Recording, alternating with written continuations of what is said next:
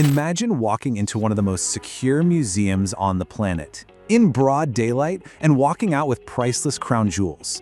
Sounds like something straight out of a Hollywood blockbuster, right? Well, believe it or not, on October 19th, 2025, it actually happened.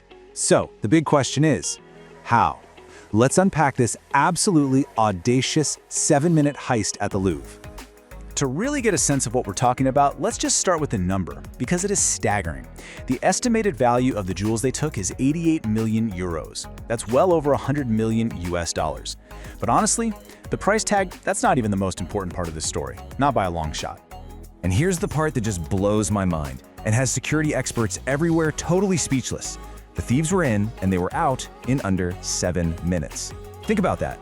7 minutes to get into the Louvre, smash through cases, grab handfuls of royal jewels, and just disappear.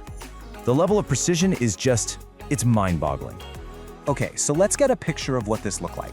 It was a Sunday morning. The museum had only been open for about half an hour. You've got tourists, families, a totally normal day at the museum. And right under everyone's noses, this incredibly organized crew was making its move on one of the most famous galleries in the entire palace. So, the million-dollar question, how on earth did they do it? Let me tell you, this wasn't just some clumsy smash and grab. Oh no, this was surgical. Let's get into the step-by-step. So here's their 4-step plan, and it's brilliant in a terrifying way. First, they used a furniture lift. You know, one of those external elevators they used to move couches into apartments in Paris?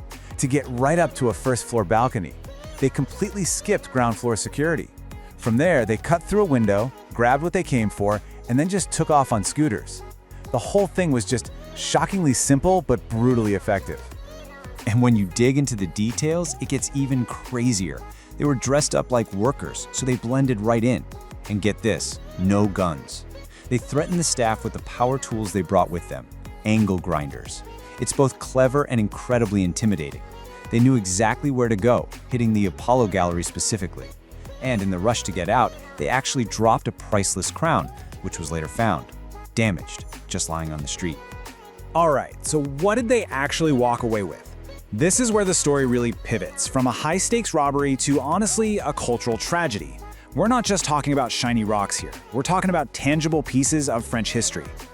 I mean, just listen to this list. We're talking sapphires that belonged to Queens Marie-Amélie and Hortense, emeralds that were part of a set owned by Empress Marie-Louise, Napoleon's wife, and diamonds worn by Empress Eugénie. Every single piece is a direct link to these monumental figures from France's past. And that's really the heart of it, isn't it? You can insure a diamond for its monetary value, sure. But how do you put a price tag on an artifact that an empress wore during a defining moment in our country's history? You just can't. These things are irreplaceable, and that's the real loss here. As you can imagine, the fallout was explosive.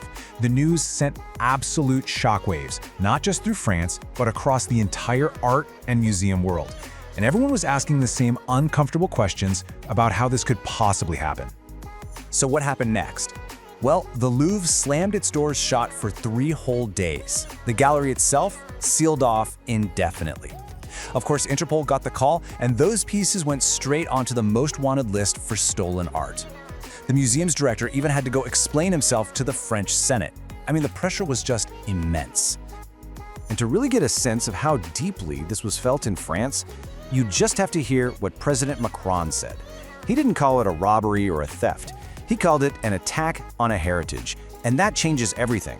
It's not just about stolen goods anymore, it's an attack on their history, their very identity. So why does one heist, as big as it is, matter so much in the grand scheme of things? Well, because it really shines a spotlight on a whole new kind of threat for museums and cultural institutions everywhere. Think about it this way. If you steal the Mona Lisa, what are you going to do with it? You can't exactly sell it on eBay. It's too famous, too recognizable. But jewels, that's a different game entirely. They can be broken apart, the gold can be melted down, the gems recut. Suddenly, a priceless historical artifact becomes just a handful of anonymous, untraceable stones. It's literally the worst-case scenario for investigators. And listen to this. There's this famous art detective, Arthur Brand, basically a real-life Indiana Jones.